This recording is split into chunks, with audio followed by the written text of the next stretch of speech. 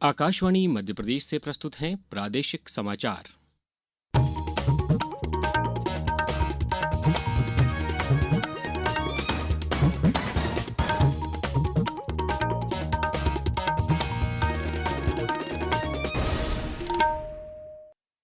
नमस्कार, समाचारों के साथ मैं अभिषेक कटियार। सबसे पहले इस बुलेटिन के मुख्य समाचार।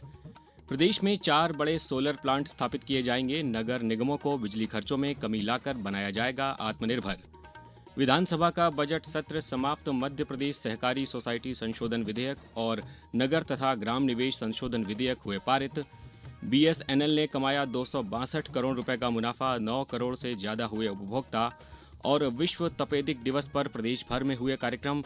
मुख्यमंत्री डॉक्टर मोहन यादव ने कहा, टीबी का उपचार संभव।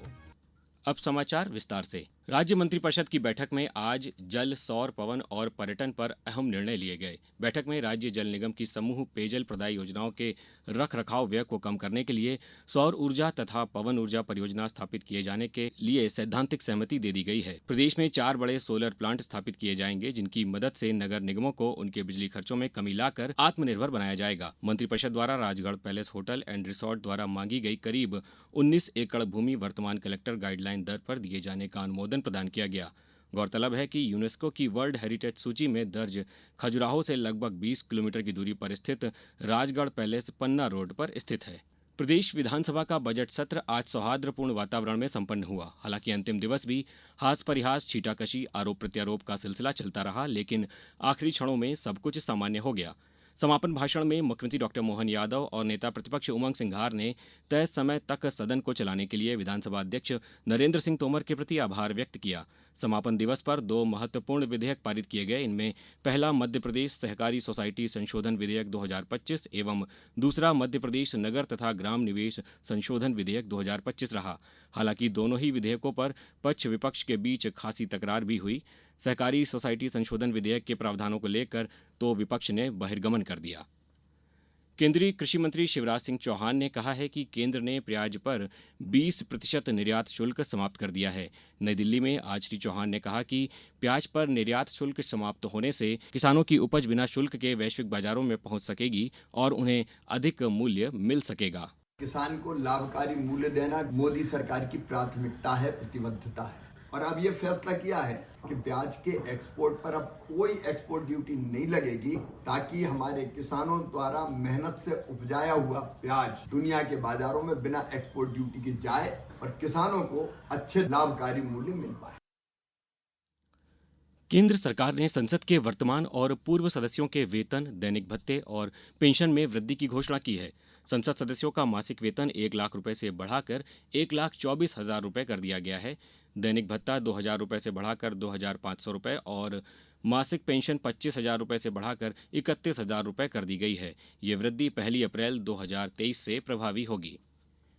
राज्य सरकार पर्यावरण संरक्षण तथा वन्य जीव संरक्षण के लिए किए जा रहे प्रयासों के तहत वाइल्ड लाइफ सेंचुरी विकसित करने जा रही है। मुख्यमंत्री डॉक्टर मोहन यादव ने बताया कि इसके अंतर्गत ओंकारेश्वर में 614 वर्ग किलोमीटर क्षेत्र में प्रदेश की 26वीं वाइल्ड लाइफ सेंचुरी विकसित की जा रही है। आने वाले समय में हम सब, जैसे आपको ध्यान में आया कि 2 हमने टाइगर अभयारण्य बनाए, 2 सेंचुरी बना ली। एक ओंकारेश्वर सेंचुरी जो आने वाले समय में टाइगर रिजर्व की तरफ जाएगी। इसकी खास बात यह है कि यहाँ कोई एक भी गाँव नहीं, ना कोई एक बस्ती। ये अपने आप में वैसी बहुत अच्छा संगठन है। अब समाचारों में वक्त है एक ब्रेक का। ये समाचार आप आकाशवाणी मध्य प्रदेश से सुन रहे हैं। ये समाचार बुलेटिन YouTube पर Madhya Pradesh news All India Radio channel पर और फेसबुक के साथ ही X प्लेटफॉर्म पर AIR न्यूज भोपाल पेज पर सुने जा सकते हैं। इसके अलावा आप हमारी वेबसाइट newsonair.gov.in पर या न्यूज ऑन AIR ऐप पर भी समाचार सुन सकते हैं। समाचारों में पुनः एक बार आपका स्वागत है। केंद्रीय संचार मंत्री ज्योतिरादित्य सिंधिया ने आज ग्वालियर में पत्रकारों को बताया कि अक्टूबर से दिसंबर की तिमाही में BSNL ने 262 करोड़ रुपए का मुनाफा कमाया है। उन्होंने बताया कि अभी हम 4G पर काम कर रहे हैं। BSNL ने 262 करोड़ रुपए का मुनाफा नेट प्रॉफिट किया है। ये एक ऐतिहासिक परिवर्तन प्रधानमंत्री नरेंद्र मोदी जी के नेतृत्व में संभव हो पाया है। अभी भी हम लोग 4G पर काम कर रहे हैं। इसी के साथ मुझे इस बात की खुशी भी है कि पहली बार BSNL के उपभोक्ताओं में भी एक नई ऊर्जा आई है। 8 करोड़ 65 लाख हमारे उपभोक्ता थे जून 2024 के महीने में। आज हमारे 9 करोड़ 10 लाख उपभोक्ता हैं, तो 55 लाख उपभोक्ताओं की वृद्धि भी BSNL में हुई है। मुख्यमंत्री डॉक्टर मोहन यादव ने आज कहा कि निवेश प्रस्तावों को धरातल पर मूर्त रूप देने के लिए गतिविधियां जारी हैं। इस क्रम में कल उज्जैन संभाग की 25 इकाइयों का भूमि पूजन होने जा रहा है। डॉक्टर यादव ने कहा कि गत दिवस ओलावृष्टि से 400 से अधिक गांवों में फसल नुकसान की सूचनाएं प्राप्त हुई हैं। फसल नुकसानी का सर्वे कर शीघ्र आपदा राहत प्रदान की जाए। उन्होंने आज विक्रमादित्य ध्वज और पुस्तिका भारत का नववर्ष विक्रम संवत का विमोचन भी किया। अपने संबोधन में उन्होंने कहा कि संपूर्ण प्रदेश में 30 मार्च को गुड़ी पड़वा का त्योहार हर्षोल्लास के साथ मनाया जाएगा। मध्य प्रदेश ग्रामीण आजीविका मिशन ग्रामीण अंचलों की गरीब वर्ग की महिलाओं को आत्मनिर्भर बनाने में महत्वपूर्ण भूमिका निभा रहा है। श्योपुर जिले में जिला परियोजना प्रबंधक डॉक्टर सोहन कृष्ण मुदगल ने आकाशवाणी को बताया कि ग्रामीण आजीविका मिशन के तहत 2012 से लेकर अब तक 5,512 स्वसहायता समूहों का गठन किया गया है, जिसके माध्यम से 65,212 गरीब अति गरीब महिलाओं को जोड़ा गया है। अब तक समस्त 5,000 सहायता समूहों को 20,000 रुपए के मान से रिवॉल्विंग फंड सक्रिय राशि प्रदान की गई है। साथ ही 3,220 सहायता समूहों को 1 लाख रुपए के मान से CIF के रूप में राशि प्रदान की गई है और 4,520 सहायता समूहों को बैंक के माध्यम से TCL के रूप 250 करोड़ रुपए दिलाए गए हैं। विश्व तपेदिक दिवस पर आज मुख्यमंत्री डॉक्टर मोहन यादव ने कहा कि टीबी का इलाज संभव है। संतुलित आहार, संयमित जीवन शैली और नियमित योग तथा व्यायाम से इस गंभीर बीमारी से बचा जा सकता है।